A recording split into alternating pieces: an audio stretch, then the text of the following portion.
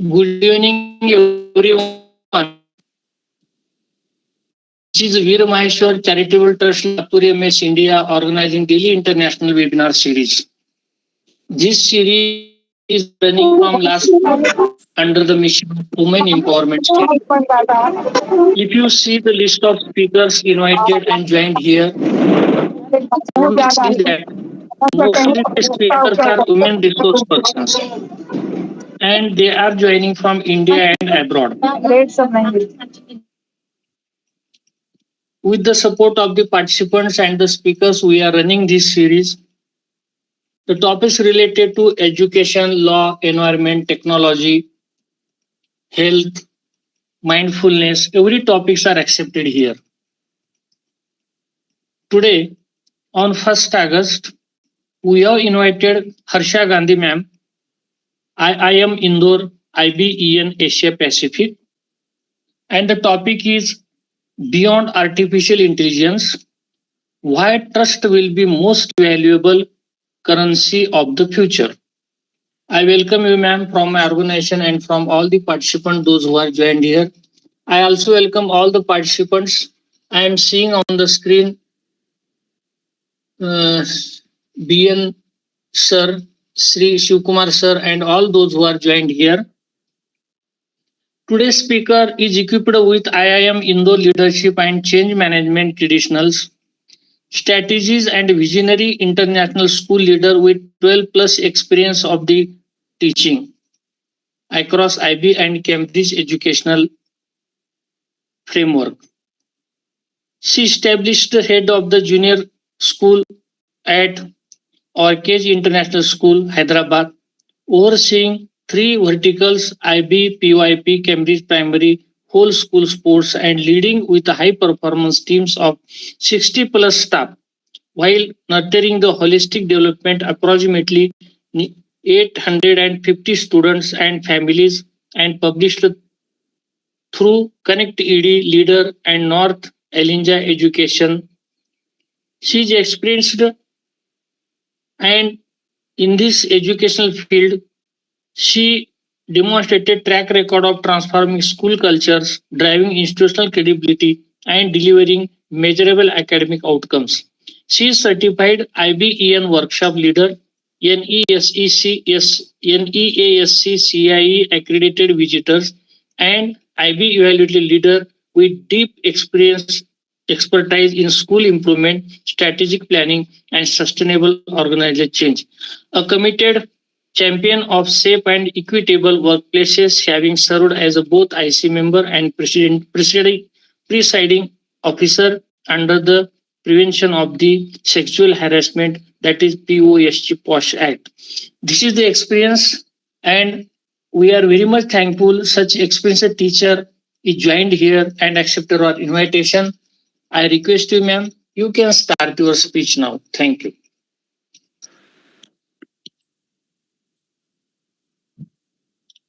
Thank you so much, sir, for a very warm welcome. Good morning, afternoon, evening, everyone, and a very warm welcome for today's session. Wherever you're joining us from around the world, thank you for being here. My name is Harsha Gandhi. I've spent over a decade working across the international education systems and the international frameworks. I currently work in academic leadership, serving the IB International Baccalaureate and also an alumnus of IIM Indore. Today, we are going beyond the AI headlines to ask a sharper question. In a world where machines can now write, decide, and even act on our behalf, what is it that still separates the organizations and leaders people believe in from the ones they don't? My answer and the argument I'll build across the next 40 minutes is one word: trust. We'll look at why trust is quietly becoming the most valuable currency of this decade. Walk through real examples from Harvard, Oxford, and IIM Ahmedabad, and close with four practical key takeaways you can start using immediately, whether you lead a class, a company, or a community? Let's begin.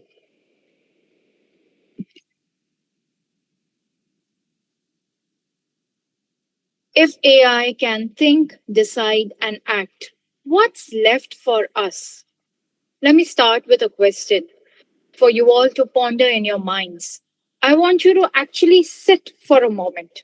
If AI can now write essays, analyze financial data, screen job applicants, and even make decisions that used to require a human being, what's left for us? What is it that only we as humans can still give each other? Here's something I have noticed: almost every big AI failure that makes the news isn't really a technology failure. Look closely, and it's a trust failure. Something was hidden, something wasn't explained, someone was harmed, some understanding was missed. There was lack of responsibility, lack of accountability. So the real question for this decade isn't we can build smarter AI. We are already doing that at a pace none of us can fully keep up with. The real question is who do we trust to use it well? And that's exactly why trust is becoming the one big differentiator that no algorithm, no matter how advanced, can replicate or automate.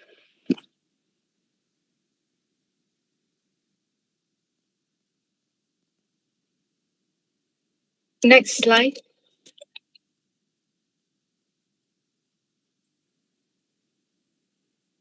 Trust, the currency that outlasts every technology cycle. Think about it this way: technologies come and go. What was cutting edge 5 years ago is standard today. And what's cutting edge today will be standard in the next 5 years.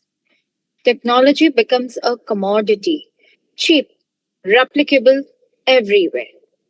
But trust doesn't behave like that. Trust stays scarce, it stays personal. Critically, it's very hard to copy. Here's a simple way to think about why trust matters economically. Verification is expensive. If I don't trust you, I have to check everything you tell me, reconfirm every claim, double check every number. But if I trust you, I can act on your word alone. That saves my time, money, energy for both of us. That's great trust building. That's why every major institution today, schools, companies, governments, is being re-evaluated not on what they're capable of, but on how credible they are. So, for the rest of this session, we are going to look at how three of the world's leading institutions, Harvard, Oxford, and IIM Ahmedabad, are each in their own way redefining leadership around exactly the idea of trust.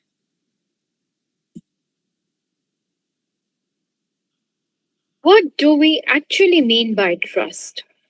Before we go further, let's agree on what we actually mean by trust because it's a word we use loosely. Trust, in the way researchers at Harvard and elsewhere define it, is a belief in another person's or organization's ability, their integrity, and their character. Notice that three different things. Can you do the job? Will you do it honestly? And are you the kind of person or institution that keeps its word even when no one's watching? Trust is not built through a mission, it's built in small, consistent moments. A promise to be kept, a mistake owned honestly, a failure that is celebrated, a decision explained clearly instead of hidden. And here's that part matters most for the leaders in this room. High trust organizations move faster because people aren't spending their energy double checking with each other. Low trust organizations, on the other hand, slow down under the sheer weight of constant verification, second guessing, and doubt. So, trust isn't a soft skill sitting on the side, it's an infrastructure. It's the thing that lets everything else move at a speed. The great shift from institutions to individual leaders. Now, here's a finding that I think is genuinely striking, and I want to slow down for this one. Harvard Business School, working with Edelman's Global Trust Research, has found that people are increasingly turning to their employers and to business leaders as their source of truth, more than they turn to governments and more than they turn to traditional institutions. Think about what that means. It means the CEO of a company, the head of school, a manager. These people are now in main parts of the world more trusted than a minister or a news outlet. This is a genuine shift away from institutions and towards the individual leaders. And with that shift comes real responsibility. If you're a leader in a boardroom or anywhere in the company, you are now, whether you asked for it or not, on the front line of a public trust. The trust that has to be earned continuously. It can never be assumed. Trust as economic and social asset. Let's talk about trust is very practical, almost economic terms. Trust reduces what economists call transaction costs. Deals close faster when people trust each other. Teams collaborate better. Communities cooperate more easily. All of that has a real measurable value. Here's the shift I want you to notice. In a world that's now saturated with AI generated content, AI generated decisions, and AI generated everything, authenticity and credibility are starting to carry the kind of premium that used to be reserved for genuinely scarce goods like gold or rare skills. And here's the big warning side of this: organizations that lose trust don't recover quickly, even after the technical problem is fixed. The system is patched, the policy is corrected, the market's confidence, the public's confidence takes far longer to be rebuilt, sometimes years longer. Which brings me to the core message of this whole session. Tomorrow's most valuable leaders will be trust builders first and technologists second. Let's see exactly what looks like in practice, starting with Howard. Harvard Business School, the trust as leadership capital. I personally believe the trust as a leadership capital, being one of the renowned leaders in the industry today. Let's start with the Howard Business School.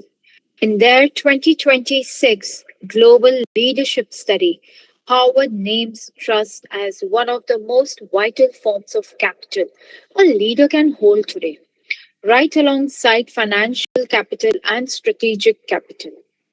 Why now specifically? Because we're living through a period of real economic turbulence, and in turbulent times, people don't necessarily look into institutions for answers. They look up to leaders, to the person actually in charge, actually visible, actually accountable. Harvard's own research, particularly the work of Francis Frey and Anne Morris, two names well known in the leadership circles, frames trust as the foundation that nearly our successful leadership is built on. Not a nice add on, the foundation. And this isn't just a theory anymore. Harvard now teaches trust building as a core leadership discipline at the same level as strategy and finance in their programs.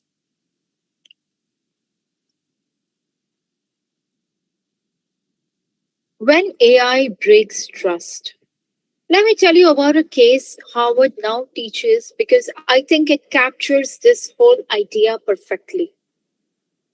At the Harvard has a case study on Recruit Holdings, a company whose AI powered hiring platform made a decision that ended up sparking serious public outrage. What happened next is the important part. The fallout wasn't just a technical rollback or a quick fix or a quiet meet. It triggered the regulatory scrutiny. It became a full blown institutional trust crisis, the kind that makes headlines and damages a brand for years. And here's the line from this case that I think everyone in this room should remember. The AI made decision was not accepted as an excuse, not by regulators, not by the public, not by the courts of public opinion. Accountability stayed exactly where it belongs with the leadership of the organization. This case is now taught globally, specifically to make one point. Deploying AI without proper governance isn't an innovation win, it is a trust liability waiting to happen.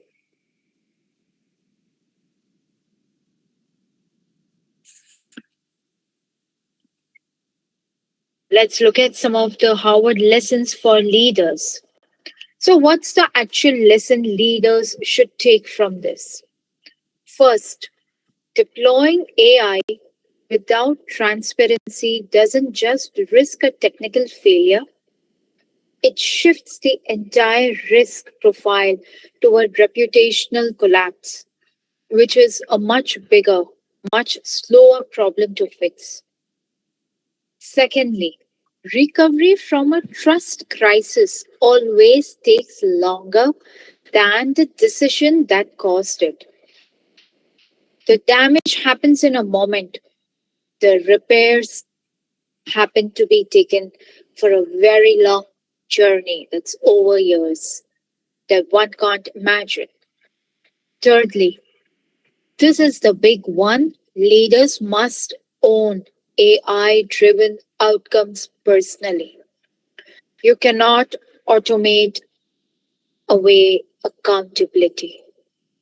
If a system you deployed causes harm, the responsibility sits with you, not with the algorithm.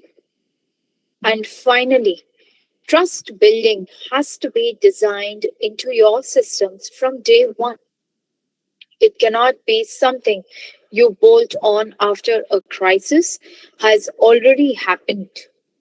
That's Howard lesson. Now let's look at how Oxford approaches this from a slightly different angle. Not crisis management, but leadership philosophy.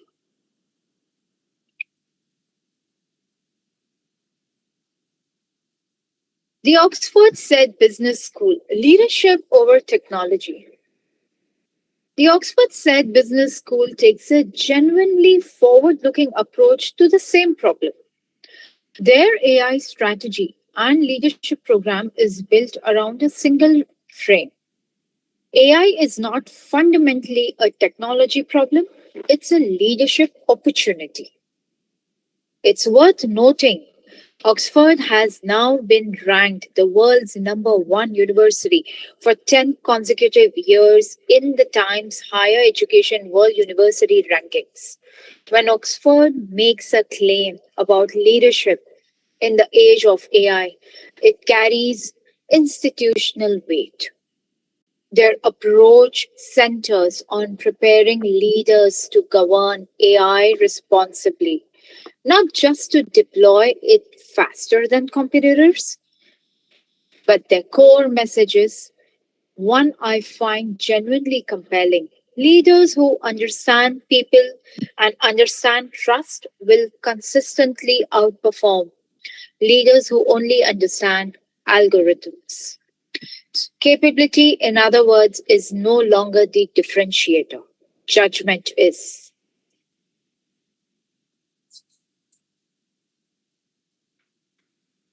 Building AI transparency, trust, and security. Let's go a little more deeper into how Oxford actually operationalizes this idea.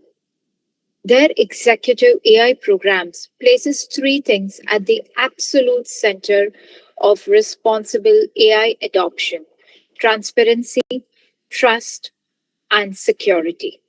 Not as compliance checkboxes, but as leadership competencies. Analysts studying in this space project that organizations which genuinely operationalize transparency and trust in their AI systems can unlock significant, measurable business value. This isn't just an ethical nicety, it has a real bottom line impact.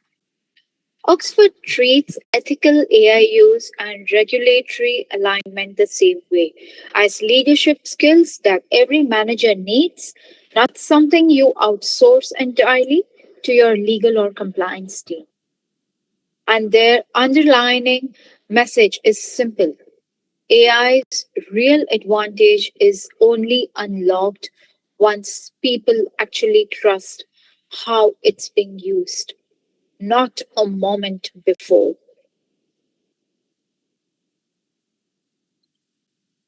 Let's take an Oxford lesson for the leaders. So, what's the takeaway from Oxford? Leadership in the AI era means translating technical capability into human confidence. That's the actual job now. Being transparent about how decisions are made, genuinely transparent, not just legally compliant, is now a real competitive advantage, not just good ethics. Trust and security are not functions you can quietly hand off to your IT department. They are core leadership responsibilities, sitting on the same desk as strategy and people management. Which brings to me a line I want you to walk away with. The best AI strategy is, at its heart, a trust strategy with technology attached. Now, Harvard showed us what happens when trust breaks. Oxford has shown us the mindset needed to prevent that. How do you actually measure and manage trust in practice in a structured, repeatable way? That's exactly where IIM Ahmedabad comes in.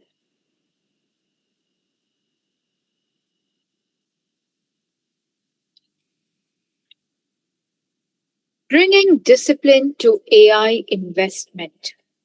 Let's bring this closer to home, to India, and to a very applied piece of any research.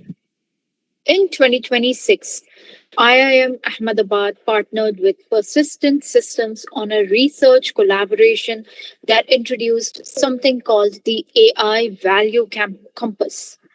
The problem they were solving is a very practical one that I imagine many of you have faced. How do you actually decide which AI investments are worth making and which ones are just expensive experiments?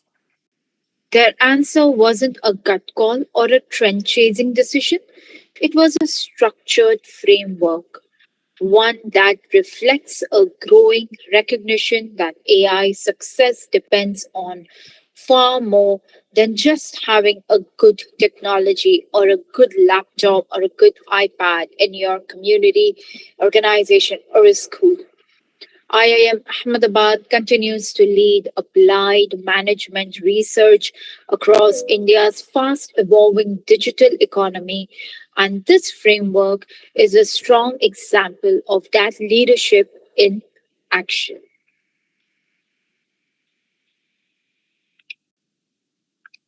The AI Value Compass Framework. Let's look at what's actually inside this AI Value Compass Framework very briefly, because I think the structure itself is the lesson for today. It evaluates any AI initiative across five vectors.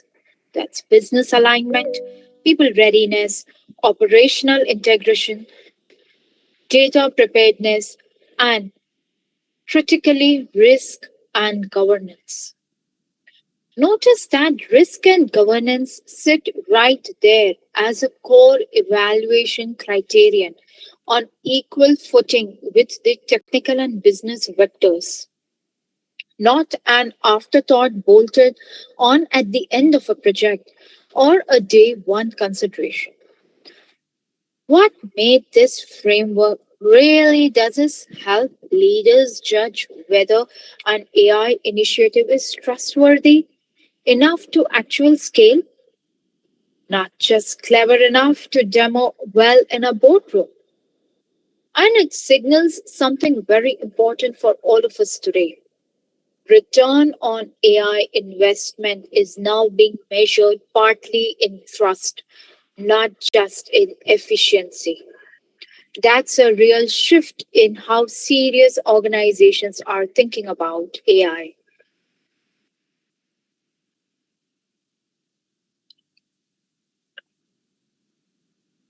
The IIM Ahmedabad lessons for leaders from this framework today.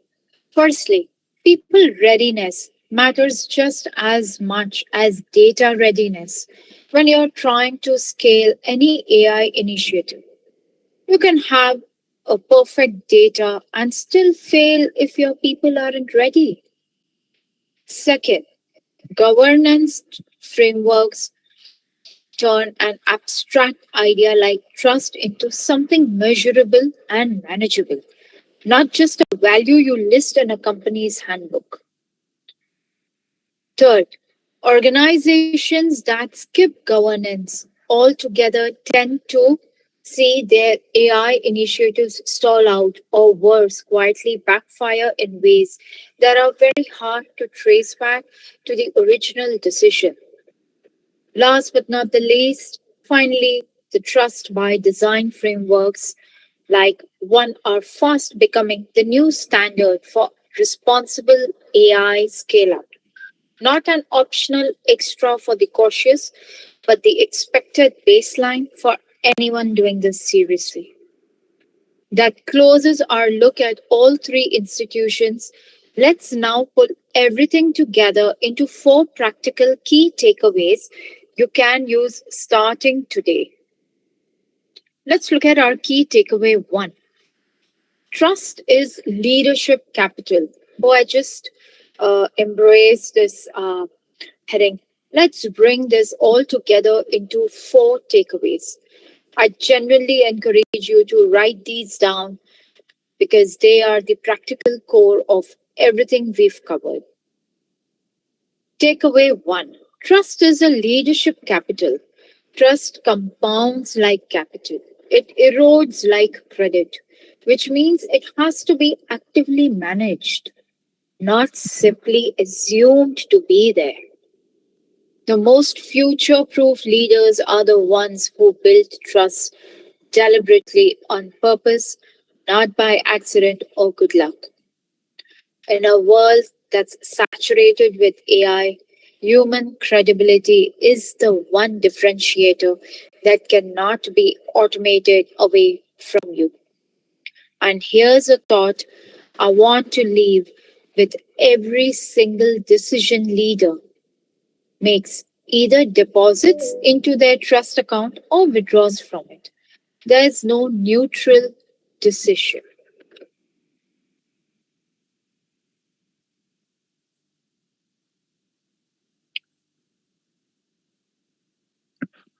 Can we go to the next slide? Accountability cannot be outsourced to AI. This is your key takeaway too for the evening. Accountability is playing the most important role in today's world. We saw this play concretely in the Harvard case study. The AI decided is never, not once, not in any circumstance, an acceptable explanation to a stakeholder, a student, or a customer standing in front of you asking why something happened. Leaders remain personally responsible for the outcomes their systems produce. Responsibility doesn't transfer to the machine, no matter how autonomous the system is. The leader remains responsible.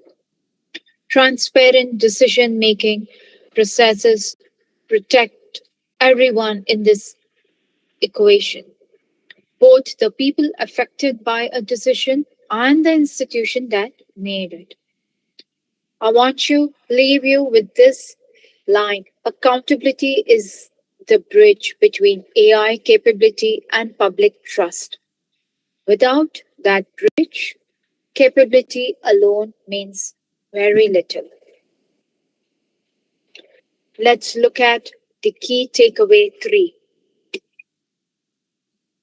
Governance trust turns into a discipline. Frameworks like the AI value compass we just discussed to do something really important. They make trust measurable, not just aspirational, not just a value on a poster in the office lobby. People readiness and data readiness have to be evaluated together. You cannot treat them as separate conversations happening in different departments. Institutions that govern AI will end up scaling it faster and more safely than those that don't, which is counterpart to some people who assume governance slows things down. In practice, it's the opposite. A good governance ultimately is what turns short term innovation into long term lasting credibility. Our key takeaway 4 for today, and the final one: the future belongs to trust builders. And takeaway, the one I want to leave ringing in your ears for the evening: the future belongs only to the trust builders. Schools, businesses, and governments that win the next decade will be the ones people actually believe, not necessarily the ones with flashiest technology. Trust building is not a skill reserved for executives and CEOs. It's a core skill and ability for every single adult in this session today. Whatever your role, whatever your field, think about it, ponder on it. The next real competitive edge isn't who has the best AI, it's who is most trusted to use it well in the organization. So here's my closing challenge to all of you. Start today. Begin this moment. Every single interaction you have with a colleague, with a student, with a client, with a stranger is a chance to either build trust or spend it. Choose deliberately. These are some of your references and sources for further reading to get into more deeper. And before I close, I want to make sure everything you need to explore these ideas further on your own. I have listed these 4 sources here: from Harvard's Global Leadership Study and Trust Research, the Recruit Holdings case study from HBS Working Knowledge, Oxford's SEDS AI Strategy and Leadership Program, and the AI Value Compass Framework from IIM Ahmedabad and Persistent Systems. I'll make sure the links are shared with you after the session, either in the chat or maybe in the follow-up email by the organizers. So you don't need to note them right now. Just now, they are here if you want to go deeper into any of these ideas. AI can scale intelligence. Only people can scale the trust. Let me leave you with the one line I'd most like you to remember from today. AI can scale intelligence. Only people can scale trust. That's the currency no algorithm can mint. Thank you so much for joining today from wherever in this world you're turning and tuning in from. It's been a genuine pleasure to share these thoughts with you. I'd now love to open the floor to your questions, if any, or hear your own examples of where trust made the real difference in your organization or any of your experience. Over to you, Mr. BETKAR. Thank you, Harsha Gandhi ma'am. It was a great to listen on the topic beyond artificial intelligence, why trust will be most valuable currency of the future. With examples and the points we have raised that are actually the currency of the future. And we are very much thankful for your studious speech and the references we have shared. And in perfect time, you have delivered very perfectly nicely. Thank you from all the participants, those who are joined here. All participants are requested to fill the feedback link which is available in the chat box so that you can issue your certificate. At the same time, I request to unmute and to discuss with the speaker. Good evening, Harsha Gandhi, for making a wonderful presentation.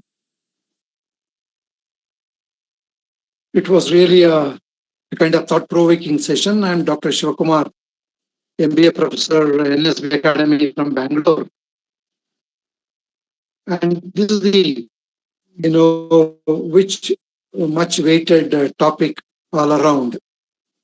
And where people talk about a lot of AI and its developments in all the fields.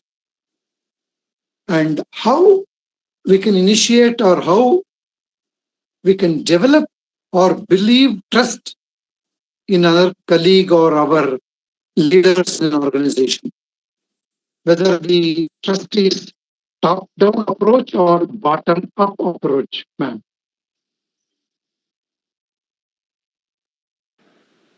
So can you put that question in the chat box because it's lagging and I was not able to hear it. He's saying that this leadership approach is top to bottom or bottom to top. That is how it is possible when we are working in the organization with our colleague. Just a simple answer you can deliver on this topic.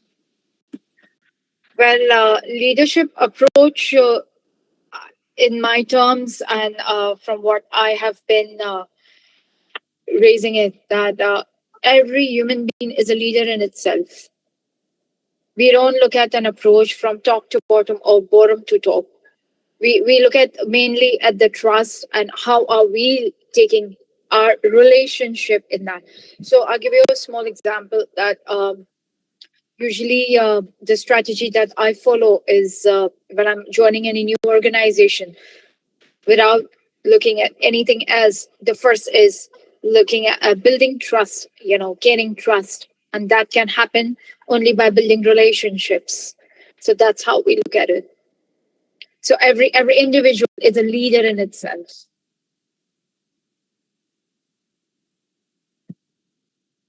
Thank you, Shivkumar sir.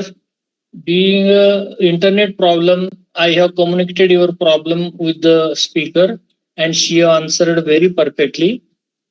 Now I welcome Dr. Swanand Shukla sir, please.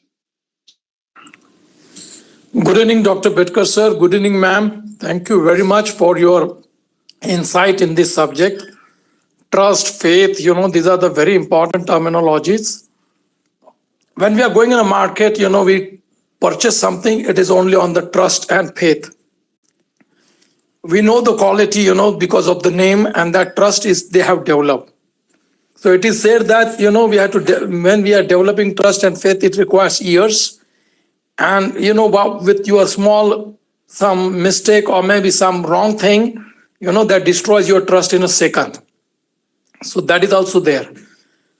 So what I want to say that when we are talking about AI on the other side, AI can, you said very correctly that it can scale your intelligence, but it cannot find out your trust and faith. It cannot measure, it cannot quantify. So that is perfectly said. But nowadays, people are busy in developing AI with emotional intelligence also. So what do you think the future of this AI then? So it will become equivalent to the human mind, or it will be something else?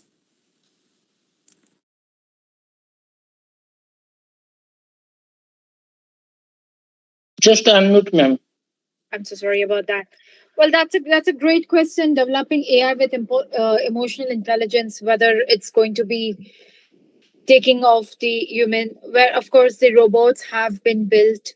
There's no doubt about it. We are seeing them online. We are seeing how fast Japan is ahead. Japan is 50 years ahead than what we are currently seeing the world around us. So humans cannot be replaced. No matter how developing AI with emotional intelligence, according to me, I don't think that humans can be ever replaced.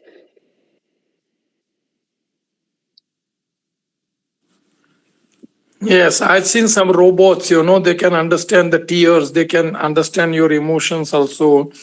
So they are already in a progress, they will develop. But definitely the human creativity and, the love, the affection, the truthfulness, all these virtues which are there with the human being, and which are always appreciated in the human community. So I think that will not be there with the AI. AI is like a machine. What it will work, what we are going to feed, the same thing it will get. It will be reflecting. So thank you very much, ma'am, for your wonderful explanation. Also, thank you. Thanks a lot. And Wonderful. I would like to add on to that, when you mention about emotional intelligence and human connection, I'll give you a mere example about a school when we send our children to a kindergarten or a playgroup. How do you think that we will be evolving our thoughts? Are we going to be looking at our robot? Are we going to be looking at our teacher? Our first thought, as a human, the first thought comes in, come on, it's the first day, let's go meet the new teacher. That's how we look at it. Is the teacher warm? Yes. We always remember our teachers because of their expressions and, when they were appreciated us. So that human touch is always very, very necessary and very important for us. We cannot forget, the class teachers and all those people behind us. And that will not be there with the what we can say AI and machines. That is very, very much there. Thank you. Thank you very much, ma'am. Thank you so much. Thank you, Dr. Sanu Shukla, sir. This topic is useful to all because nowadays we are dealing with AI in every field. At the time, how it is connected with emotional intelligence, we have raised at this point, and she have answered very perfectly. Thank you, ma'am. And thank you to all participants, those who are joined here and discussing, Dr. Sanan Shukla, sir, Dr. Shivkumar, sir, and those who are present here. Thank you. Thank you so much for today. And over to you, sir. And it's been a great evening to deliver this today. Thank you. Thank you, ma'am. In future also you'll be here as a speaker on another topic as per your convenience. Thank you, ma'am. Thank you. That's a pleasure. Good evening. Bye-bye. Bye-bye. Thank you. Thank you to all. Kindly fill the feedback link. Thank you, Betkar sir. Thank you, Shiv Kumar. Sachi, thank you, Sonu Kumar sir.